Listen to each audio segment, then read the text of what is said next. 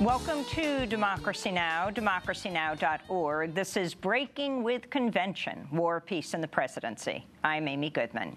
Here in Cleveland, the first day of the Republican National Convention was marked by discord and moments of chaos Monday, both inside and outside the convention arena. Hours before Donald Trump arrived on the convention floor, delegates opposed to Trump attempted to stage a rebellion by calling for a roll call vote to oppose Trump's nomination. Roll call vote! Roll call vote! Roll call vote! My name is Dane Waters. I'm co-founder of Delegates Unbound. It's a fight for the heart and soul of the Republican Party and the heart and soul of this country. That's Dane Waters, co-founder of Delegates Unbound, which was seeking to change the party's nominating rules to allow delegates to support alternative Republican candidates over Trump. Monday afternoon, the anti-Trump forces rattled the Trump campaign and Republican leadership by producing signatures from a majority of delegates from 11 states and territories, far more than the 7 jurisdictions needed to force an up or down vote on the convention's rules package. But the Trump campaign and Republican Party leadership quashed the rebellious faction by instead opting for a voice vote, which quickly descended into a shouting match in which Trump supporters overpowered the anti-Trump faction. We'll have more on the attempted rebellion on the convention floor after headlines. Hours after the attempted rebellion, the opening night of the RNC kicked off with a speech by the controversial Duck Dynasty star Willie Robertson, who noted that both he and Donald Trump are reality TV personalities. The night was dubbed Benghazi Night by some, featuring a speech by Pat Smith, whose son, Sean Smith, died alongside U.S. Ambassador Chris Stevens in Libya. Republicans have repeatedly denounced former Secretary of State Hillary Clinton for her handling of the 2012 Benghazi attacks, although a series of investigations have cleared Clinton of wrongdoing. Another speaker was Jamil Shaw Sr., the father of Jamil Shaw Jr., who was shot and killed at 17 by an undocumented immigrant in 2008 near their home in Los Angeles. Meanwhile, Milwaukee County Sheriff David Clark celebrated the acquittal of Baltimore police officer Brian Rice, one of the officers on trial in the Freddie Gray case, who died from injuries sustained in police custody.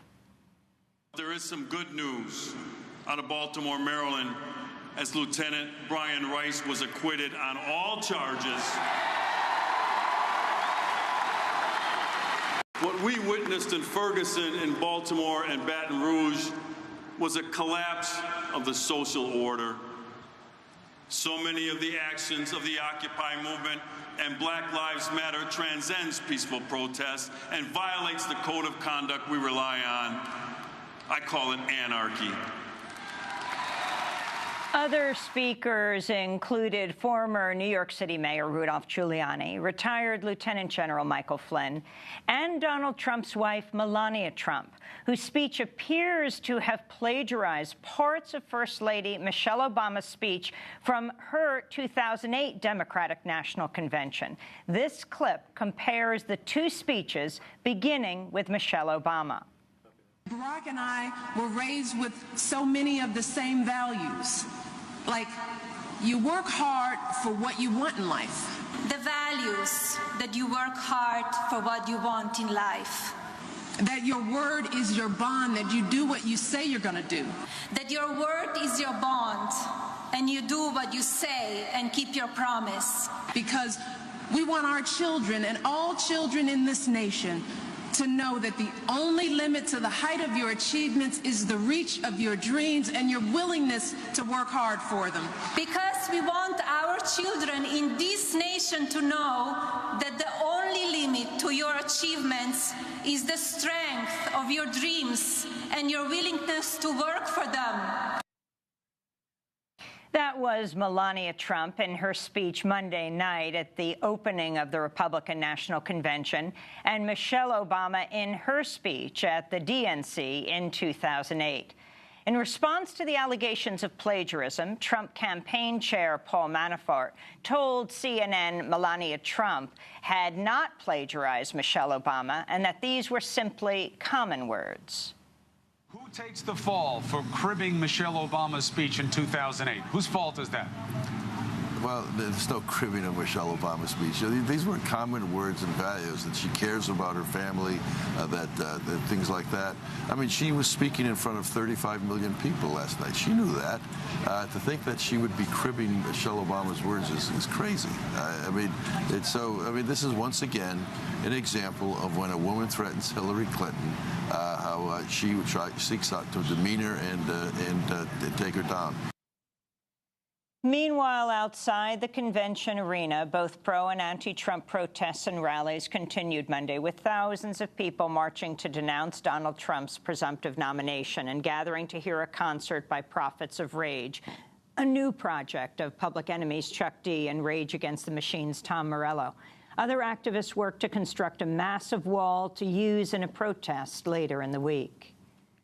This is LJ from the Ruckus Society, and I'm here with Mi Gente in Cleveland at the Art Convergence Space, and we are organizing an action called Wall Off Trump. And what we're going to do is we are building thousands of feet of fabric wall that's beautiful and has messages from our communities, and we are encircling the GOP, we're encircling the convention center, and we are going to show Trump to keep his hate out of our communities.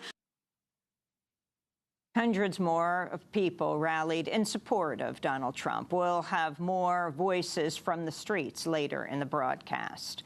In Baltimore, the fourth of 6 police officers to go on trial for the death of Freddie Gray has been acquitted. Lieutenant Brian Rice was the highest-ranking officer charged in the death of Gray, who died after sustaining spinal injuries in police custody April 2015.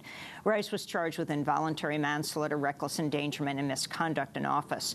2 other police officers have also been acquitted. A 4th trial resulted in a hung jury. The trial of a 5th officer involved in the case is expected to begin later this month. We'll go to Baltimore for more later in the broadcast.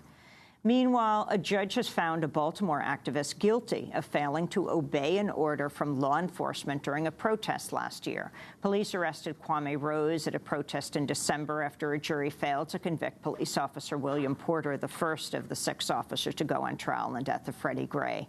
Kwame Rose received a fine of $500, although the judge did not sentence him to a year probation, which is what the state prosecutor was asking for.